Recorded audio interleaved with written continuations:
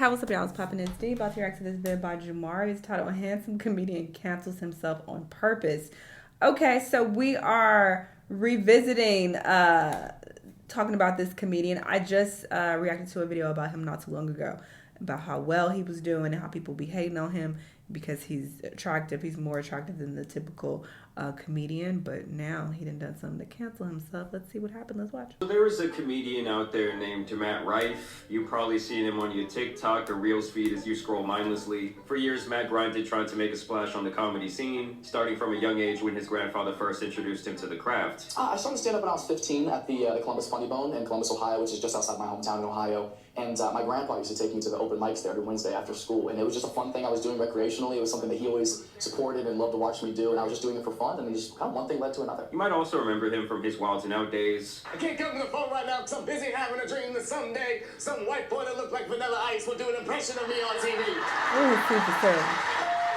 Well, long story short, this dude had a major glow up, and Matt went from basically an F-list celebrity to selling out arenas for his comedy overnight. All thanks to short-form content and that face. And obviously women love this guy. Your 40-year-old don't post all of his clips on Facebook and goes to see this man live. Because Matt does crowd work. At least most of the clips that go the most viral for him are when he interacts with the crowd. And in general, it's really not my type of comedy I enjoy, but it is great for TikTok. Andrew Scholes really ushered this in a couple of years ago. At least he was the first guy to really hone in and take it to the next level. And now there's a ton of guys out here doing it. Now don't get me wrong, he had to work very hard to get here and is extremely skilled. I would actually call him like the Jack Harlow of comedy. Both wanted to do it young, they both tried to stay true at first, and then for Jack he blew up off of a song, and for Matt he blew up off of an act that attracted women because of their looks and subject matter. And while that is amazing, and it seems like a dream come true to live out your wildest dreams, sometimes the label gets tough to beat and it can become very tiring. You're being charged with impersonating a comedian.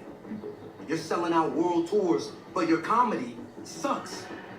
Everybody knows they only go into your shows for those straps, those tattoos, and them cheekbones. Eyes? Yeah, I don't trust them eyes. They change in the light. Yeah, it's your finance. And so once Matt got his chance to get a Netflix special, he made it known that he was not some soft TikTok comedian and dropped a domestic abuse joke right off the cuff. Like I'm talking about the first 2 minutes in. And obviously due to copyright restrictions, I can't show you the full joke. But I made this little clip to kind of display what he was trying to get over. Yeah, man, the other day, me and my boy went out to Baltimore, and it was so damn ratchet. We walked into this diner, and the hostess there had this big old black eye. Oh, okay, well, how did that happen? Man, well, let me tell you, it was not like SpongeBob, okay? It was so obvious what happened to her, okay? You know what I'm saying, you know what I'm saying?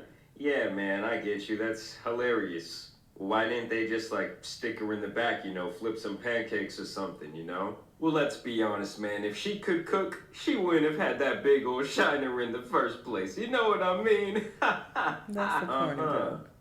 Yeah, that's funny. Why did I agree to have lunch with this guy I had not seen since high school? And so that one single joke had people extremely upset. I actually watched the special in its entirety. I thought it was pretty decent. I would say it was solid compared to a lot of the stuff I see out there today. I will say, though, Matt definitely came for the women on this one, okay? They were the butt of a lot of his jokes. Oh, that's interesting. And to me, it felt a little bit like nudging the guys in the audience. Like, hey, guys, I'm cool. I'm part of the club, too. Yeah. And you'll see in these interviews I'm about to show you that, you know, the insecurity does run a little bit deep when it comes to having this all-female audience. Either way, people were trying to cancel him over the joke. Okay, they started saying he looks like the guy from Big Mouth. I hate this show. Just more people basically saying he was never funny. This person comes in to say the most annoying thing about the Matt Rife special is that he's about to do a right-wing edgelord rebrand and make a killing in the middle-aged white woman market. Like I'm telling you guys, I literally just sat through the entire special and nothing about it at all said right-wing to me. Were there a couple of jokes that were a bit of a swing and a miss? Of course, but that's pretty much every single comedy special. And obviously, comedy is subjective. Do I think the DA joke he told was really that funny? No. I actually thought it was one of the worst jokes in the entire special. And that's the thing. Those type of edgy jokes, I feel like if you're going to do them, you got to really be funny. Like, they got to hit hard to where people are so entertained by it and they think it's so funny that they're not as offended. But the way that Jamari, you know, played it out, if that was the gist of the joke, that's not really funny. But obviously, I mean, I would have to see it to really determine if it was funny or not. But just based on that just seemed kind of corny. And I don't think it would have gotten as much attention if he didn't just come out with that right off the bat. But he even notes, like, I'm kind of just feeling you out as a crowd. I'm trying to see how fun you guys are going to be. I was like, yeah, but I feel like if she could cook, she wouldn't have that black eye. Test the waters, see if y'all are gonna be fun or not. Want to see?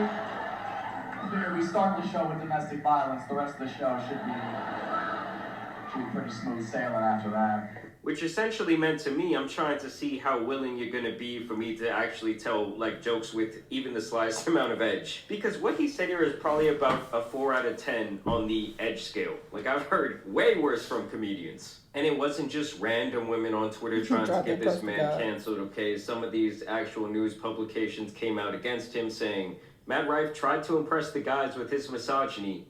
It backfired. I mean, let's just look at who wrote this shit. It kind of tells me everything I need to know.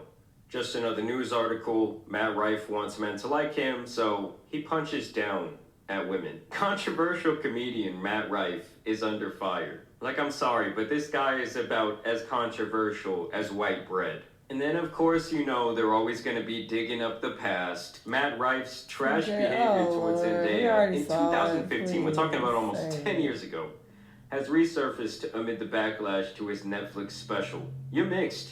I want to be black. Let's make a lifestyle movie, Matt said to Zendaya before grabbing her face. I guarantee that happened on Wild 'N Out, where the whole thing is basically improv. And let's be honest, guys, 2015 was a completely different time. Like, if this guy comes out in 2015 and makes this joke, I don't think damn near anyone gives a single shit. But they're like, you were supposed to be one of the nice comedians. You were supposed to be for the women. And he said, fuck that. And I thought this was just another hilarious clapback. Comedian Matt Rife is facing backlash after posting a fake apology link on Instagram. So here the cancellation mob thought they had finally got to him. He says on his Instagram story, if you've ever been offended by a joke I've told, here's a link to my official apology. And he just links you to some special needs helmets. So he essentially came out and doubled down on the fuck you. And I gotta say, I respect it. I mean, why are we out here expecting comedians of all people, I don't care what they're known for, to be like more respectful than a politician? And here's where I wanted to show you guys just how kind of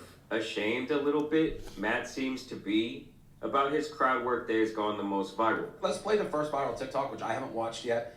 This is how you went viral, which I guess you talk to people in the crowd, right? I do from time to time, yeah. That's not a thing? No, it is. I mean, I would just say it more properly than that. Yeah, I do crowd work that happens to go viral quite often, yeah. So as you guys can see, it gets a little bit awkward when Dave Portnoy kind of just insinuates, yeah, you just, kind of talk to the crowd, it goes viral. And he's saying, no, it's kind of a more calculated thing. You can see he's kind of like slight about having that reputation, like that's why he's famous. When in Dave's defense, that really is the reason that he blew up. He might not like that, but it's the truth. Crowd work is the proper way to describe it? Yeah, there you go. Okay, crowd work. I said talk to people in the crowd, I think. Yeah, that sounds like I'm interviewing them. All right, let's see it. Did you have a job in time? Oh, God. And just pay attention to his face right here and how much he shakes his head in disapproval and just cringes at himself. You were at the ER also? You were at the ER? So how did he not do anything if he worked at the ER? Aside from work, he didn't do anything? He was saving lives. What did you do? You work for American Airlines? Oh, you? Where are my cats? Why are you so ashamed? Yeah, what are you doing? So that's more... And I do feel like there's nothing more awkward you can do to someone who creates videos online than to like pull them up in person in front of them. Like, I've gotten a little bit cooler about it over the years, but even back in high school when I was trying to make videos, I remember people would like, let's say there was a sub in class, oh, let's pull up his videos, let's put him on the projector. It was always kind of like an awkward thing for me. But either way, you can tell just how uncomfortable he was in this moment and how much he might actually kind of detest what made him famous. And here's where he speaks about the fact that a lot of women come to his shows for the wrong reasons because they find him attractive and they think he's just going to be doing crowd work the entire time. So yeah, that's what he's trying to do. He's pulling the Miley Cyrus. This might be a terrible analogy, but how, she was trying to shed her image. Was that Miley Cyrus? I'm thinking about another white girl. I don't know. One of these Disney white girls. They were trying to shed their little clean cut image. They started doing a whole bunch of fuck shit and showing their titties and ass and twerking and hanging out with black dudes. So that's what it's giving. Is he's trying to be edgy and shed this pretty boy, I'm here for the ladies image. And he wants to attract, more male fans. So that's what he's trying to desperately do. But if you're going to do that, you got to tell better jokes, my brother. When in reality, he's working on actual bits, and so a lot of times, those women who came for the shows for the wrong reasons leave not very satisfied with what they saw, whereas their boyfriends who didn't even want to come to the show actually end up having a better time because his comedy is actually more geared towards them. Up until like April of this year, it was like 90% women coming to these shows, which weren't always for the right reasons. And they got there, and maybe they didn't like my comedy, and they go, well, maybe I wasn't a fan for the right reason, which is fine. I appreciate the immediate support, but like I'm a comedian more than anything else. So like I'm gonna do the comedy I want to do. I'm not gonna pander to what girls want me to do with the fucking belt thing going viral for no reason. So they bring their boyfriends or husbands who are always reluctant because they fucking probably bought the tickets. Right. They didn't want to be there. And then like 20 minutes into the show, they realize like my comedy is so much more for guys than it is girls. It's so funny. You see their shoulders like start to relax, like Oh, their yeah. arms, like Yeah. they're turning their. I'm so much for the guys. I'm a guy's guy. So why are you bitches coming to support my act? That's what it's giving. Like, boy. Just in watching the one special that he recently put out, I would agree with him that the content is much more for men than it is for women. And I'm sure some of the women are still like, oh yeah, this is still cool, it's still funny. You know, the whole point of being here is to laugh. And the other ones are like, how could you, Matt? My live shows, to me, I've always gone for the tone of like, I just wanted to feel like a hangout with the boys. Right. Like, you're gonna say some ridiculous shit from time to time, but I want to just feel like a hangout. It breaks my heart that so many guys just won't give me a chance because I'm like, dude, we could be best friends. You just never know. And I wonder if that's been something that he's struggled with, not only like in his comedy, but also in real life. Like guys not wanting to bro down with him because of the way he looks or thinking that he's going to be a certain way. Because it feels to me like this might be a slightly deeper insecurity than just his comedy. He just wants to be one of the guys. And I agree with him there too. Like if you get around your boys, you were going to say stuff that could have got him canceled, it could have got him fired. Like that's just the way it goes. It does feel kind of like a safe space for you to get some shit off.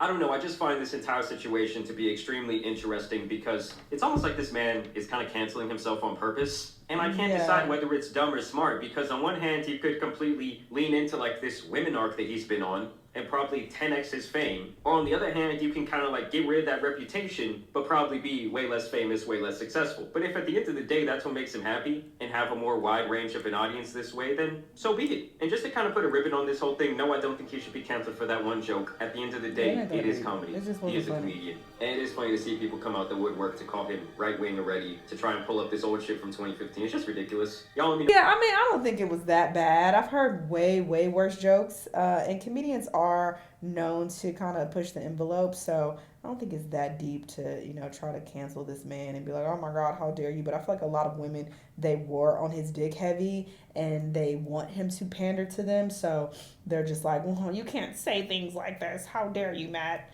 Matthew? Whatever. Yes, Matt. How dare you, Matt? So I feel like that's why they're upset.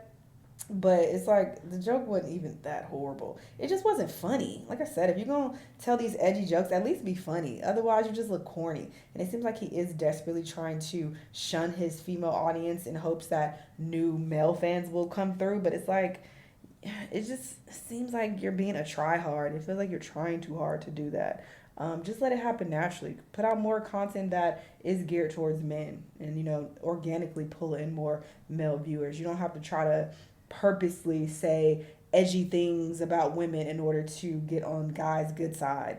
I feel like that's just corny, but, you know, whatever. Anyway, y'all let me know what y'all think. Let me know what other videos you've been watching. I'll see you on the next one. Bye.